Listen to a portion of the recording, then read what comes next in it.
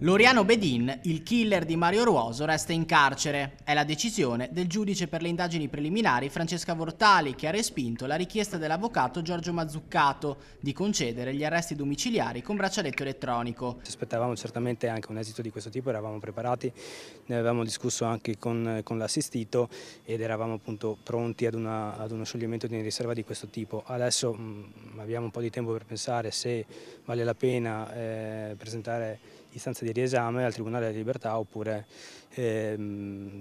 ottenere lo stesso tipo di risultato in altro modo fra un po' di tempo, quando le acque si saranno calmate, diciamo così.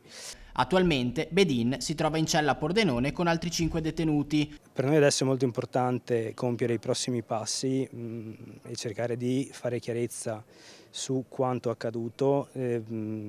Sarà importante e riusciremo a farlo quando il signor Bedin avrà ripreso il senno, perché in questo momento non posso dire che sia certamente lucido, tant'è che stavamo preparando, lo stavo aiutando a preparare il modulo per le richieste di colloqui e le telefonate con i parenti. Arrivati al momento di indicare le generalità, intese come luogo e data di nascita delle persone care che appunto, di cui lui ha desiderio di poter incontrare e di poter scambiare qualche parola, non era in grado di indicare luogo e data di nascita della compagna convivente da tanti anni e della sorella.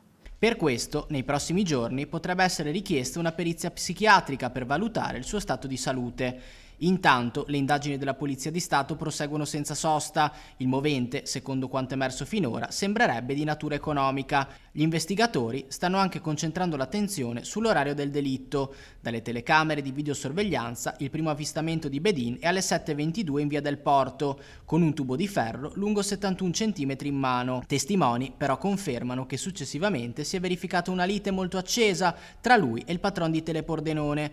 Alle 8 le telecamere poi lo riprendono di nuovo, questa volta senza il tubo che ha gettato nella corte interna per non farsi vedere.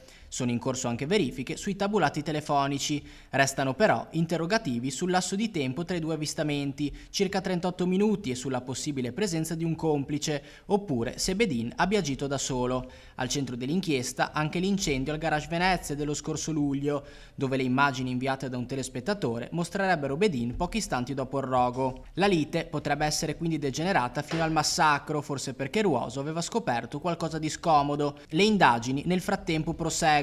L'autopsia del medico legale Antonello Cirnelli, prevista per martedì, chiarirà l'esatto numero di colpi e le cause del decesso.